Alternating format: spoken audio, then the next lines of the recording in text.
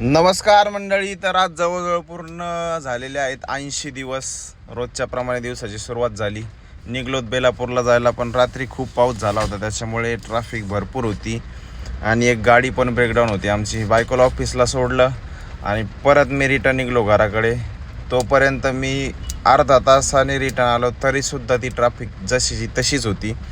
बऱ्याच लांबपर्यंत लोकांना त्रास झाला आणि सध्या या काळात तो सामना करावाच लागतो. आणि रस्त्यात माझी एक विंटेज कार मला दिसली होती, म्हणून मी गाडी उभी केली आणि ती गाडी बघत होतो. नंतर गाडी घेऊन गेलो एका गॅरेजला.